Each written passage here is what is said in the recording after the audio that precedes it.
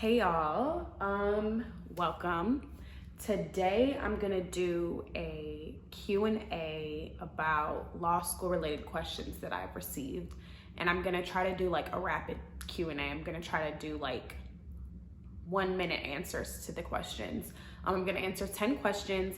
A lot of the questions could have answers that could be really long or could be their own videos, but if I get like more inquiry or something about a certain problem or question that people have, then I'll follow up with that in a later video. But today I'm just gonna try to fly through a couple questions, get y'all what y'all need to know, and we can go from there.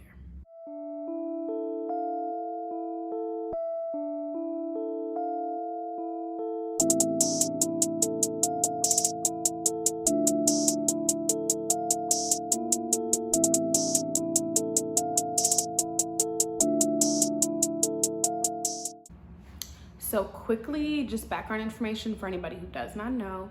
I'm a second-year law student at Howard University School of Law. So I'm out here in Washington, D.C. We're fully virtual this year, so everything has been done via Zoom at home. Very foundational knowledge. Law school is typically 3 years, so I'm in a 3-year program, so I'm just over halfway done.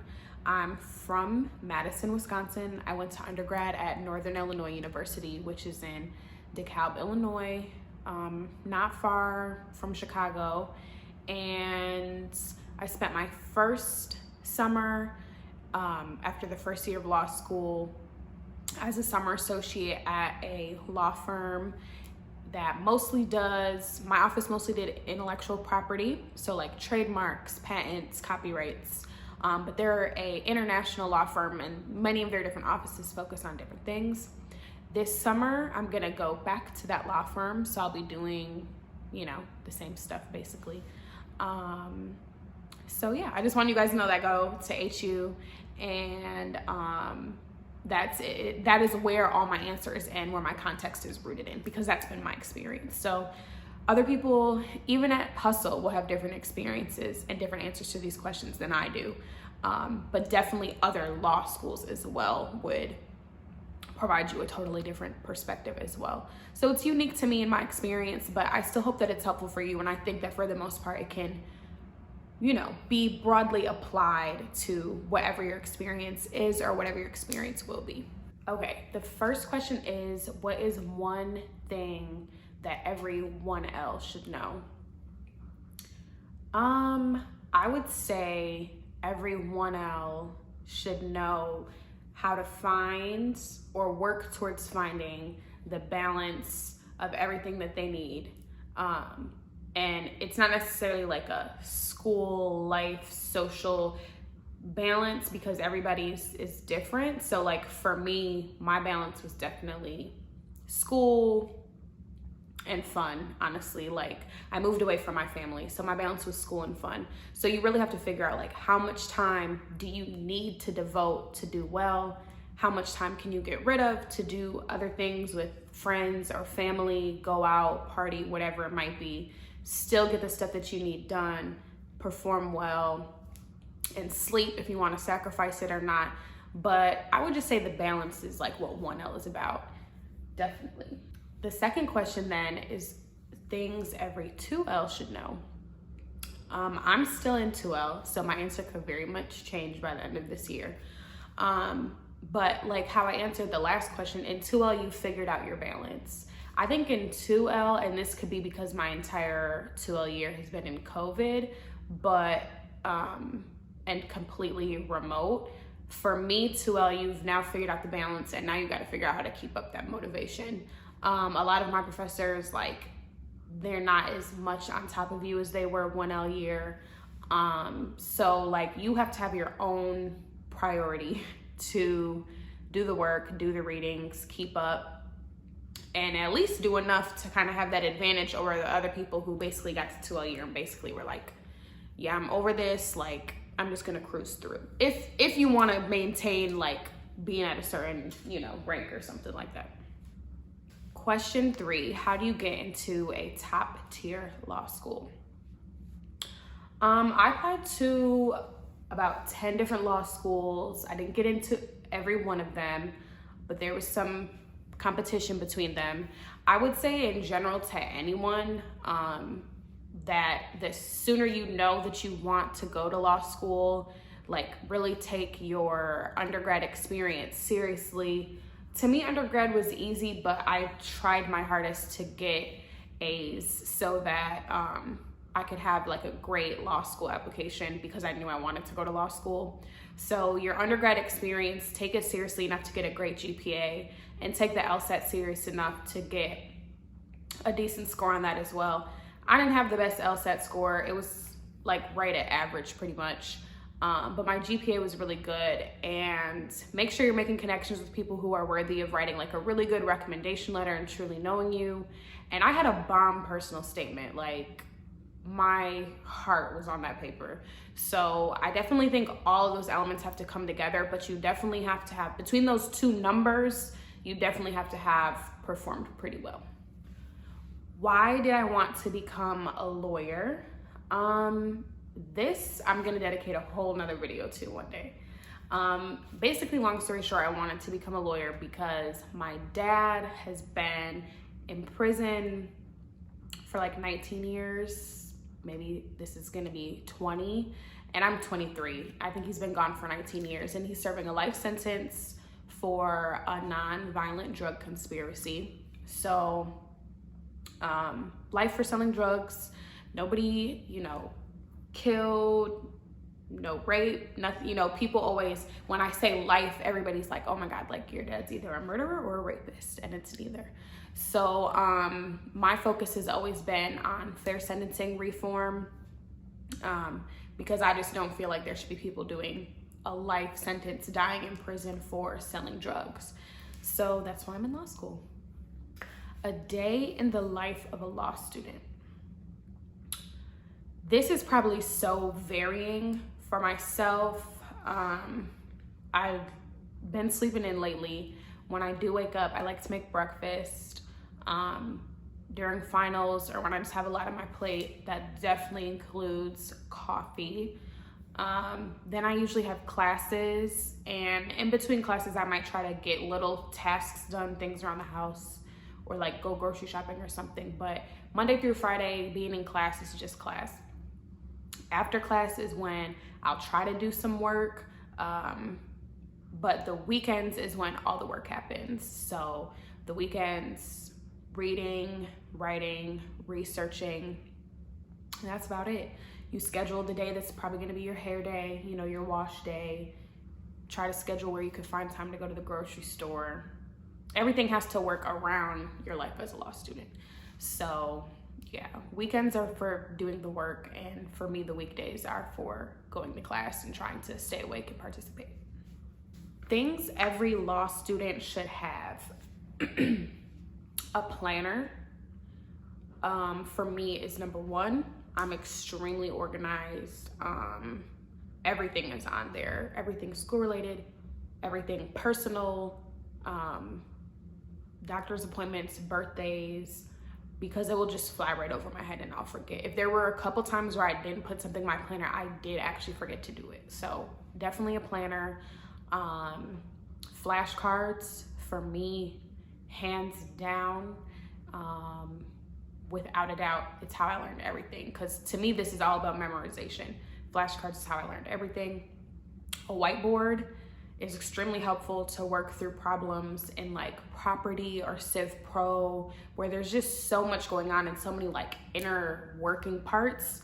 A whiteboard saved my life. I loved doing visuals and like working visually through solving problems. Yeah, I would say all those things. If you end up being on a campus, a lunchbox, I love to pack myself snacks throughout the day. It is not like undergrad, you're gonna go to campus, you're gonna be on campus all day long. I never thought I would own a lunchbox, and I got one. How to network while in law school. I've been really bad at this, really bad at this. So what you could do is learn from my mistakes. 1L year, there's gonna be so much to do. You're gonna have so much going on that when they have these events, which they are going to have every single day, you're not gonna wanna go unless you're in need of a free lunch, because there's gonna be free lunch there. Go. Like, take the 1 hour, the lunch hour, go to the events. After the events, engage with people or be the person who asked the first question, get a card, follow through with them later if you're truly interested, either with an email or find them on LinkedIn, something. Make that initial connection, let them know who you are and follow with them. So there's always something to backtrack. That's probably the biggest thing. Take advantages probably of your career services and also your professors. I haven't taken advantage of career services at my school, but simply like getting to know your professors, having like some type of rapport with them is very helpful. That's another thing for me. Like, I typically go to class and leave. I've tried to be better about like actually asking questions in class, maybe going to office hours, just so that my professors know me, because I get good grades, but then they can't speak to who I am. And that's not going to be helpful for me in the long run looking for job opportunities. So I've been really bad for that. I'm really just antisocial in that aspect, but suck it up, go to events and get to know your professors. And of course, LinkedIn, everything kind of funnels back through there once you're like meeting people in a split second. I'm not a fan of LinkedIn either, but do better than me, basically. How do you balance law school and life? Great question. This is my favorite topic to talk to people about, because people really think that you have to go to law school and stop living and like not do anything for 3 years straight except cry and be depressed and read and write all day. And while I do cry and read and write and be depressed, sometimes I don't. But that thing is smart. Hey! Shot it back. Pop it like a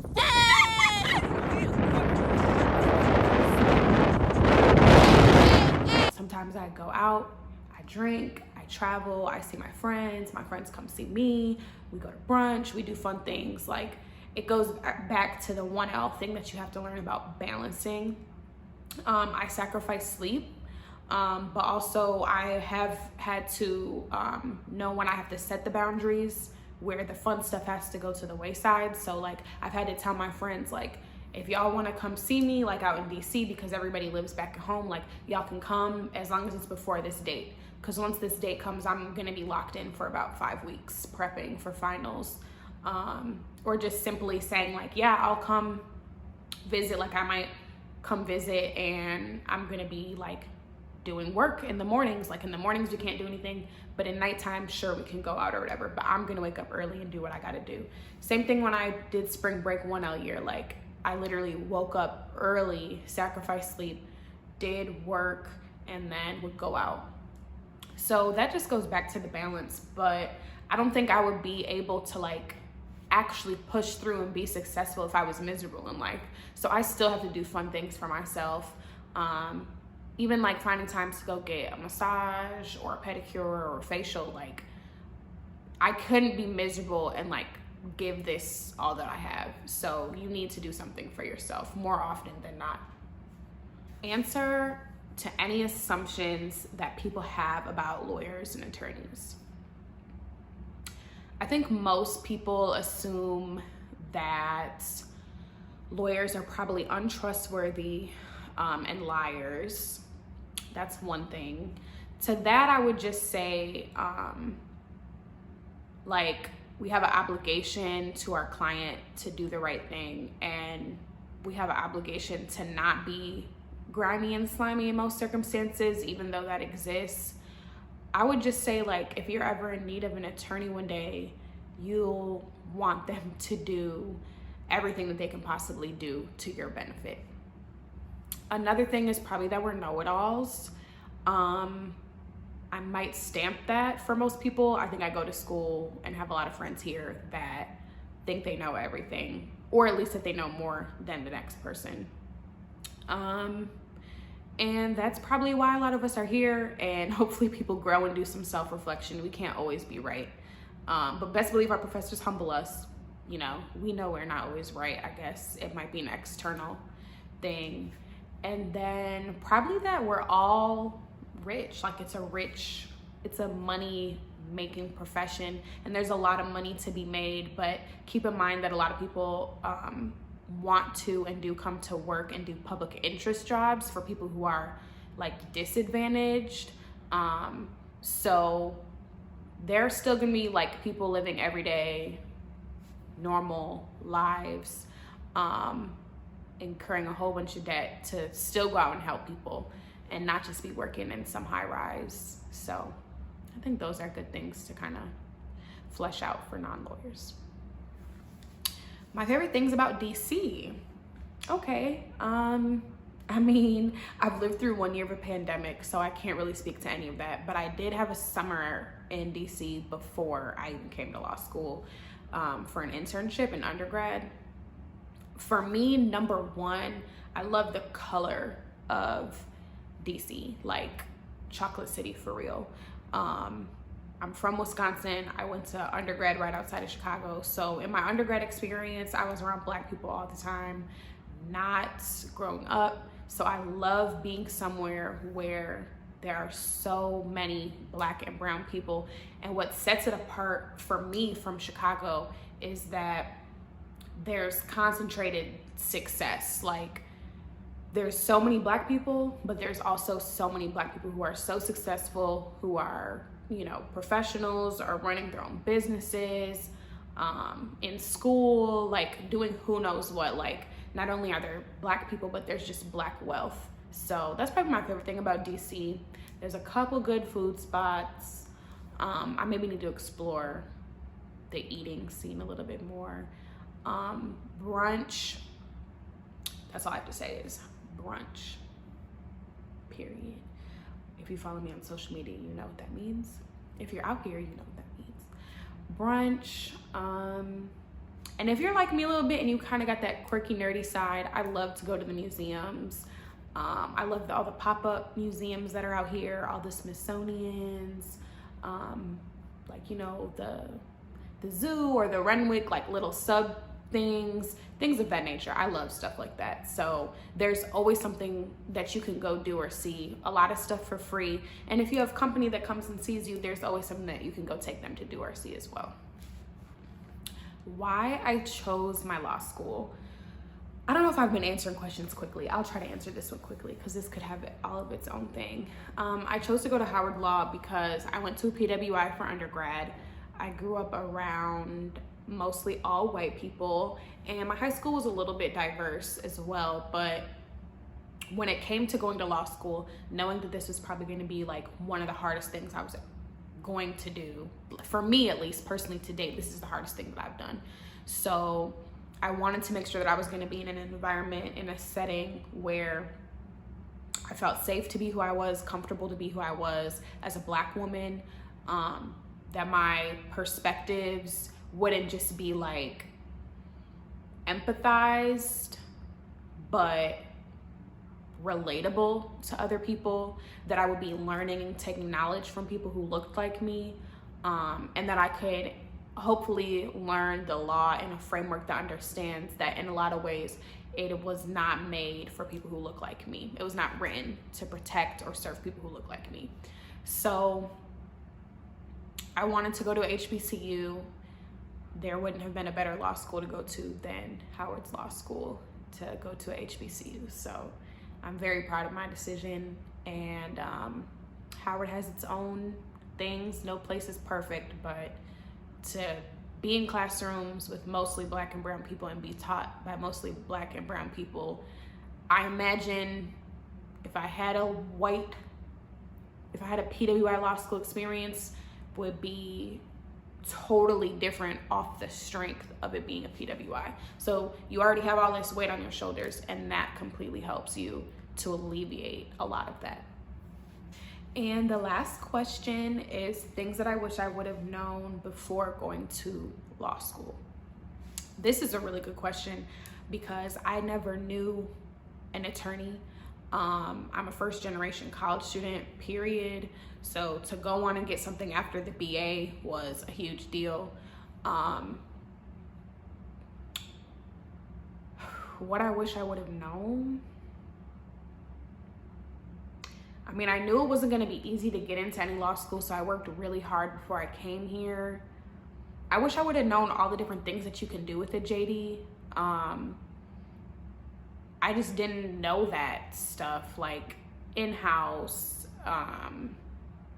public interest, private, like clerkships. I'm like, literally, I didn't know any of that. I didn't know what torts was when I went to my first day of torts. I did not know what a tort was. Like, I had no idea. Like, there's just so much that you won't know if you're a first generation college student, a first generation law student, and you don't know any lawyers. I've never met a lawyer before I came. So I guess with that, maybe to be comfortable in what you don't know, and maybe to find a positive lining in the fact that you have a completely clean slate. There are no prejudices or biases in your head about your experience because you don't know anything. So maybe that's been a good thing for me because I've been able to consume it all and separate for myself what's important and what's not important, and then turn around and spread that information to other people who ask me about law school, who want to come. Yeah, but if there are ways that you can reach back to people who might have some connections for you before you come, so you could very specifically ask questions, I would suggest to do that because everything was foreign to me. And like, I still listen to my classmates talk about like big law firms and stuff, and I like, oh, that's whatever, like that's the biggest law firm in the East Coast or whatever, and I have no idea. I'd never heard of the law firm before. Like things like that. So you're gonna learn like as you go, and there are gonna be people around you excuse me, who have so much knowledge. Maybe both their parents are attorneys or something, but don't get wrapped up in that. You're here for a reason. You're doing exactly what you're supposed to do. You're gonna figure it out. Everybody's figuring something out, and it might just be a little more foreign of a language for you, but you got there. That's more than half the battle. So just stay focused. You'll be fine. Okay, thank you guys. I hope that was helpful. One thing that it's probably hard for most law students to do is answer a question in 1 minute. So I hope I did a good job and answered some of your questions in a succinct way. If you do have questions, please leave them below. Please also make sure to subscribe. I will answer any further questions, or I can expand and give more detail on certain things that you guys want to know more about. So definitely make sure to leave your comments.